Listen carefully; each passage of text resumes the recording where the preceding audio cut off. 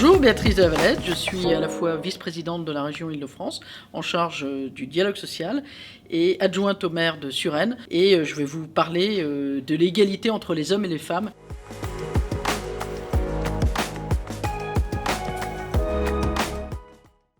Alors effectivement, vous reprenez les termes d'une tribune qui a été publiée par l'AEF il y a quelques jours.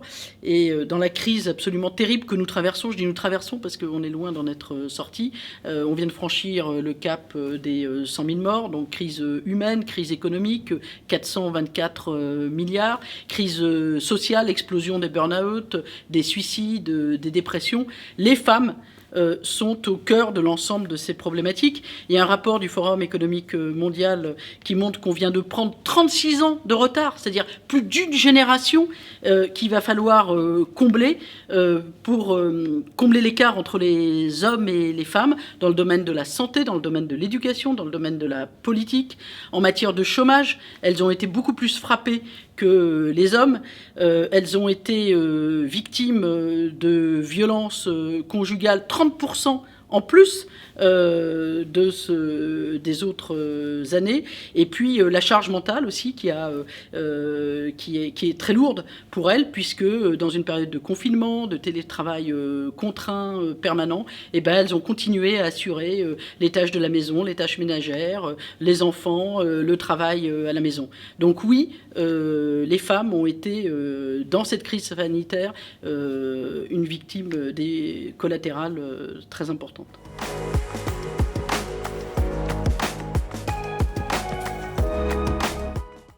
Alors, on n'a pas attendu, évidemment, la crise sanitaire pour proposer une politique en matière d'égalité hommes-femmes. C'était même, en 2017, la lutte contre les violences faites aux femmes, c'était la grande cause régionale. Et donc, ça a été une des priorités de ce mandat et de notre exécutif avec Valérie Pécresse, autour de 3 axes, la sécurité, l'égalité et la liberté, et ça touche tous les domaines. Je pense en matière de liberté à l'IPAS contraception pour toutes les jeunes filles. Je pense à la distribution de serviettes de protection périodique dans tous les lycées et dans toutes les universités. L'aide qu'on apporte à des créatrices d'entreprises qui veulent se reconvertir, passer 45 ans, des jeunes filles qui veulent s'orienter dans des filières qui sont théoriquement pas celles traditionnelles des jeunes filles. On a agi en matière d'égalité salariale, en matière de mixité dans tous les services, de représentation des femmes dans les postes de direction, parce que les femmes en général elles sont toujours au bas de la pyramide et puis plus on monte, moins il y en a. Et puis en matière de sécurité, on a mis en place je crois que c'est le 3117, un numéro spécial pour prévenir des dispositifs anti-harcèlement dans les transports. On a doublé les places d'hébergement pour les femmes à l'échelle de la région. Donc voilà, beaucoup a déjà été fait, et beaucoup, je dirais, parce que ce combat, il est permanent, il est continu, rien n'est jamais gagné. Beaucoup reste encore à faire, mais on est vraiment à la pointe de ce combat.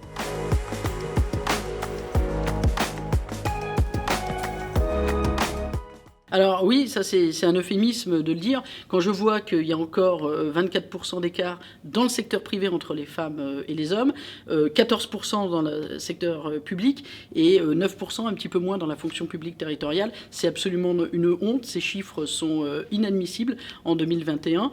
Et j'ai envie de dire que quand on veut, on peut. Et que c'est pas une fatalité. Quand il y a un exécutif, soit à la tête d'une entreprise, soit à la tête d'un exécutif régional, quel qu'il soit, qui fixe comme priorité l'égalité entre hommes et femmes et qui y met les moyens, on obtient des résultats. Donc ce n'est absolument pas une fatalité, il faut le décider et y mettre les moyens.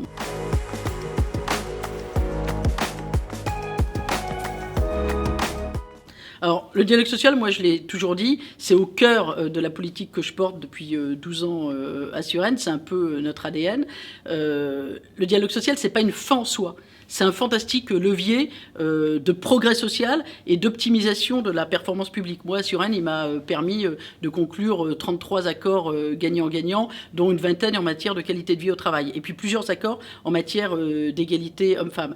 Et je crois que quand on embarque avec soi l'ensemble des représentants du personnel, eh bien évidemment, ça décuple la portée de notre discours. C'est pas que l'employeur, ce n'est pas qu'un homme ou qu'une femme politique, mais c'est un homme ou une femme politique, un employeur, et avec lui, autour, l'ensemble des représentants syndicaux. Donc, à la région Île-de-France, on a signé, je l'ai dit, avec Valérie Pécresse, un accord que j'ai négocié pendant plusieurs mois avec 5 syndicats, c'est pas rien. À Suresnes, j'ai signé avec l'ensemble de mes syndicats également cet accord, et ça nous a permis, tous ensemble, d'avancer avec des représentants du personnel qui relayaient le discours qui était le mien et d'obtenir ce label.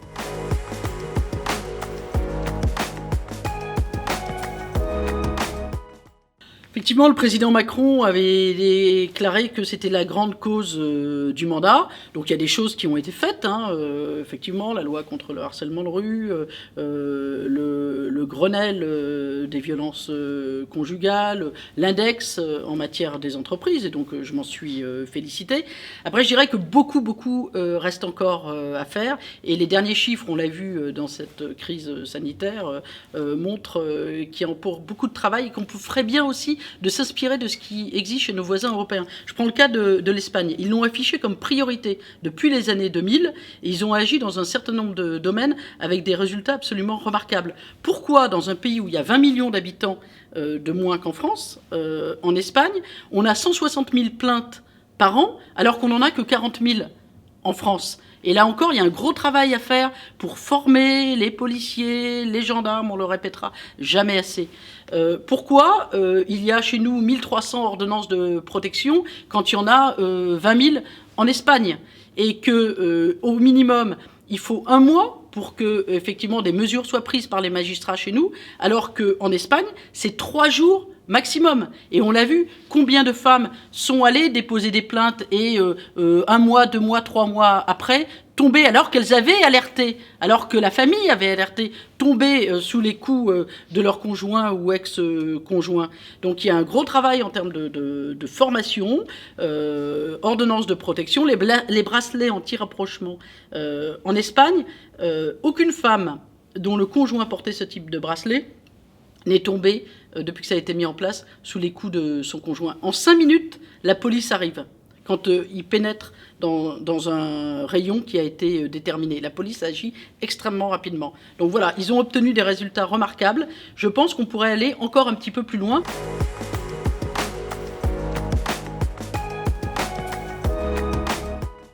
Moi, je dirais tolérance zéro. Vous voyez, le dernier accord que j'ai signé dans ma mairie avec la CGT, FO, CFDT, Saint-Père, c'était vraiment violence conjugale, tolérance zéro. Je pense que dans la vie privée, quand on vit avec quelqu'un de violent, comme à l'échelle d'une organisation, c'est le maître mot. Il ne faut rien tolérer. Et il faut sanctionner, et sanctionner durement au premier passage à l'acte. Donc moi, je ne tolère aucune petite blague sexiste, aucun attouchement et aucune violence, évidemment. Et j'ai mis en place tout un tas de mesures pour atteindre cet objectif de tolérance zéro.